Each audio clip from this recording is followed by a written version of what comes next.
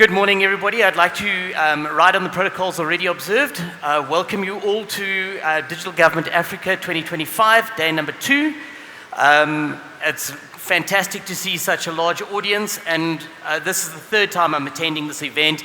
It's been an absolute privilege to see the event grow and to see the value that people are getting out of the event. The more I engage with people, the more growth I'm seeing, the more I'm seeing people getting engaged with the topic and driving the digital transformation story in Africa forward. So a big congratulations to all of you for the work that you're doing in your respective countries. So today we're going to be talking a little bit about the requirement for the security of your data that builds trust in the offerings that you're taking to market. But I want to start by talking about digitization, digitalization, and digital transformation. So, for the people that will be at the braai tonight, I challenge you after a couple of beers to say digitization, digitalization, and digital transformation. It's not so easy, and when you're up on stage and the nerves are going, it can be a little bit of a challenge. But I want to start by explaining those terms, because we do use the terms synonymously, but they don't actually mean exactly the same thing. So digitization is the process of taking your data, your information, and making it digital. Being in government and the seniority of the people that are here, a number of you have been in government for a long time, and you will remember the days when everything started on paper. It was a form that was filled in on paper and then captured into a digital form.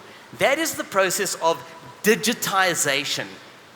Digitalization is the process of getting the processes digital. So instead of filling in a form and capturing it, you're now making that form available for people to fill in, to capture at a data collection point. They capture their information directly into the system. So there's no paper anymore. It's all as a digital process. So that is the process of digitalization. Digital transformation is about doing the process differently.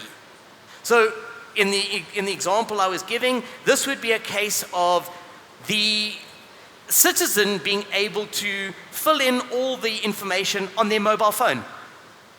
Now you have transformed your process to enhance the service that you are providing to your customers, to the citizens in your country. And you have transformed the process.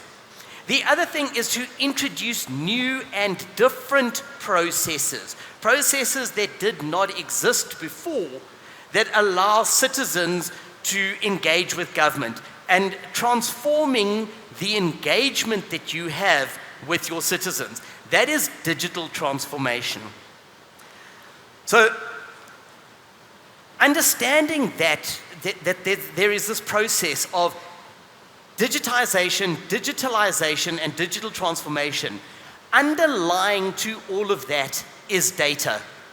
The conversations over the last day and a half or so, and prior to this, a lot of the conversations have been around the citizen's identity. And the citizen requiring a digital identity to be able to interact with government. And when the citizen interacts with the systems, they are creating data. And that data is stored everywhere. Health data, when the citizen is going to a hospital or engaging with a national health system, data is being created and stored in the national health system relating to that citizen. When a citizen pays tax, the Revenue Authority stores information that is in the Revenue Authority system. If the citizen travels in foreign affairs systems or in home affairs, citizens' data is being stored in all of these different environments. What introduces complexity, and without getting too technical, what introduces a lot of complexity is where that data is stored. For me, I've been in the IT industry since the late 90s. everything was stored on a physical server in a data center. Then came the realm of virtualization, and data was stored on virtual machines in the data center. Then came the realm of co-location facilities and hosting facilities, because you needed speeds and feeds. You needed bigger infrastructure that was expensive. So you started storing your data at a co-location facility, a mobile network operator's environment, or an internet service provider's environment in your country. And then came the evolution of cloud. And cloud has become very, very controversial. But data is being stored in the cloud on a more and more regular and common basis. And the topic of sovereignty, which is front of mind for everybody in this room, keeping your sovereign data secure, is a challenge that can be addressed when you're talking about cloud. But data is starting to be stored in the cloud. And data is structured data in databases that you're interacting with, or it's unstructured data in files. It's micro data that is being shared between applications. Data is everywhere, and it's lots of things. It's also being created by many, many, many people. This presentation is currently being recorded. So this is data that is going to live on into the future as data that's stored. For the guys that are recording it, you don't need to secure it. It's not that topical or secretive, so you don't need to protect it necessarily. But the reality is, all day, every day, data is being created. There are many data protection commissioners sitting in the audience at the moment. And the data protection commissioners, in terms of protection of personal information, have been recommending to government and to industry, to business, the first thing that you need to do is data discovery and classification. In order to protect citizens' data, you need to identify it and classify it. This is citizens' data. And that is a very, very, very good step. But the reality that has not been recognized by business and government yet is, because data is being created all the time, the process of data discovery and classification needs to be an iterative process. You need to keep doing it. You need to do it every day, every week, every month, because every day data is being created. When a citizen pays their tax, data is being created. When a citizen visits a state hospital, data is being created. When a student graduates from university, data is being created that influences the population registry, that influences the record of that citizen. And that data that is being created needs to be discovered and classified. But it also needs to be protected. And there is a lot of data out there, this massive data that is stored everywhere, that needs to be protected, and it makes it a complicated endeavor that you need to consider. So I've been in the cybersecurity industry for 25 odd years. I was in IT for about 8 years before that. So in the cybersecurity space, a lot of cybersecurity professionals try and make things as complex as they possibly can. The more complicated it is, the more likely you are to be terrified and spend lots of money with me. If that is the case, please spend lots of money with me. But the reality is, the risk to your data is not that complex. Data is really exposed to 3 types of risk, and we'll unpack that a little bit. The first type of risk that your data is exposed to is that somebody is going to come into your environment and they're going to take the data. They're going to make a copy of the citizens registry and they're going to take it away. And they're going to do something bad with that data. The first thing that they could potentially do is they could say to you, if you do not pay us some bitcoins, we're going to publish all of your citizens' data on the internet, and that will damage your credibility. That will make you look bad. It will make it look like you're not to be trusted with the citizens' data. That's the first bad thing that they can do. The second bad thing that they can do is they can take that citizen's data and create fraudulent accounts or commit fraud, spend money fraudulently using a citizen's data. But essentially, that is the first risk that your data is exposed to. People are going to come in, they're going to take it away.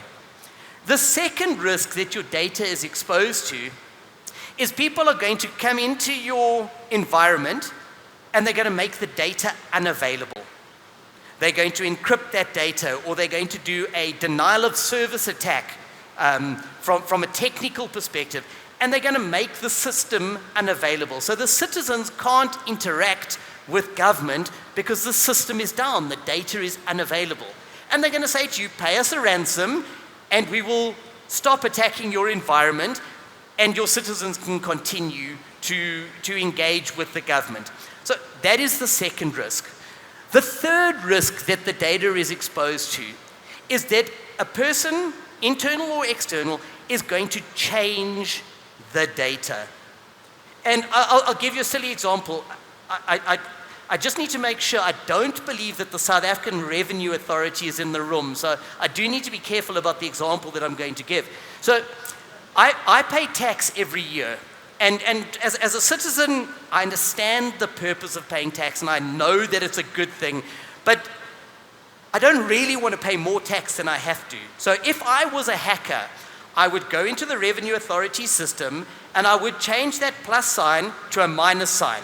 So now instead of having to pay the taxman is going to pay me. That will make me happy, I must be honest.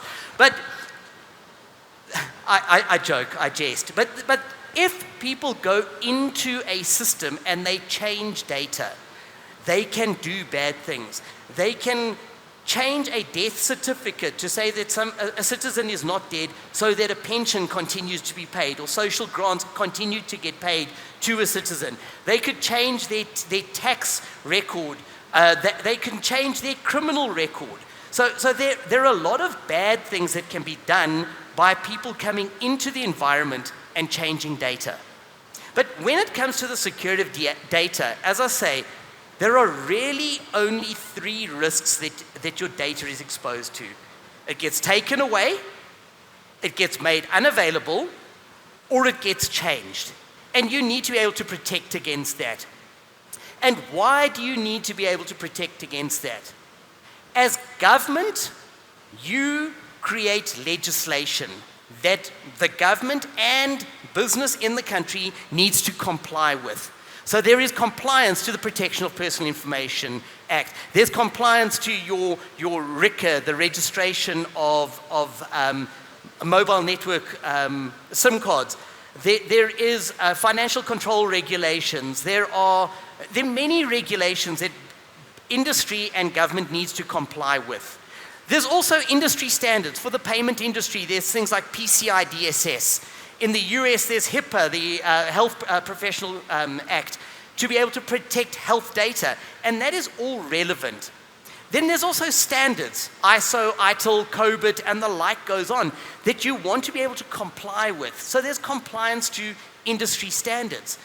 And then you've got your internal and your external audits. You've got the Auditor General in your country that will come in and audit your environment to validate that you are compliant and meeting minimum standards.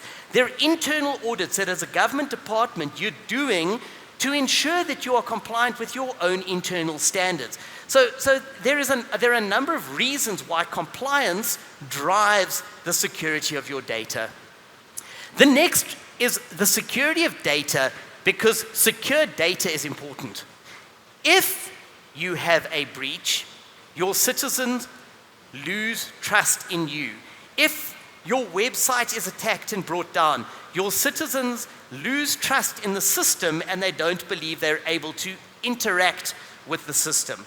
So compliance and data security, for the sake of securing the data, are the two main drivers to protect the information that you have in your environments. So I believe that these slide decks are going to be made available at the end of the event. As you would have noticed, I just had pictures on my slide deck, and you've been exposed to an immense amount of information. So you're unlikely to remember everything that I said. So this is just a synopsis. Digitization, digitalization, and digital transformation is driving government initiatives. Data is the cornerstone of that process. The amount of data is growing exponentially. Every day there is more data. I've heard it said that if 1 byte of data was the size of a grain of rice, you would fill the entire North and South Atlantic Ocean with rice. Just to give you an idea of the volume of data that lives out there. Your data is at risk of being stolen, manipulated, or made unavailable. Those are the risks. You need to protect the data for compliance reasons, and you need to secure that data for mitigating of risk and securing the data. So, how do you do that? I'm not sure for the people that are technical and in the IT specific environments, you've probably heard of an organization called Gartner. For the people in the audience that have not, Gartner is an analyst firm, and they will analyze everything technical, security, ERP systems, supply chain, whatever the case may be. They analyze that, and they put together recommendations on many, many things. And Gartner has put together this security by design security framework relating to data. This is about protecting your data specifically. When it comes to data, data exists in 3 states. After creation, data is either in use, it is being manipulated, it's being used, it is at rest, at a point where it is not being used, or it is in motion, it is being transmitted from one point to another. Those are the 3 states of data. And according to this framework that Gartner has put together, they've said that there is some basic infrastructure, what they call adjunct data security infrastructure, that needs to be in place. Things like full disk encryption or file and folder encryption. Things like privacy enhancing encryption. There has been a lot of conversation about PKI. PKI would be part of this adjunct data security infrastructure that is needed to secure the data. Excuse me. Key management, secrets management, certificate lifecycle management, all of that is part of the adjunct data security infrastructure that is required. Then there are a number of elements of technology that are required, and in the interests of time and in the interests of too much information being shared, I'm not going to be going through this in a lot of detail, but really as I've spoken about data discovery and classification, it's about monitoring who is accessing the data, how are they accessing the data, where are they accessing the data, are they supposed to be doing that, so access governance, and then controlling that data. Is it encrypted? Is it protected? Is it digitally signed? Is that data properly protected? And then it's about tying that data to the risk that it's exposed to. So is an ID number, an identity number, or a passport number protected, PII data, personally identifiable information data? On its own, my ID number has no value. If there's no first name, last name, address, or anything else, an ID number on its own has no value. It only has value if it is linked to a couple of other things. So an ID number being exposed, not a lot of risk. An ID number being exposed with a whole lot of other personally identifiable information, a large amount of risk. So it's about analyzing the risk that your data is exposed to and putting governance in place to mitigate that risk. Then the people and processes come into place. It's about ensuring that your policies and procedures support the protection of the data. Things like infonomics, privacy, and data security governance feed into your people and processes. John did ask me if I could save him a couple of minutes, so I'm going to do exactly that. I'm going to save him a couple of minutes.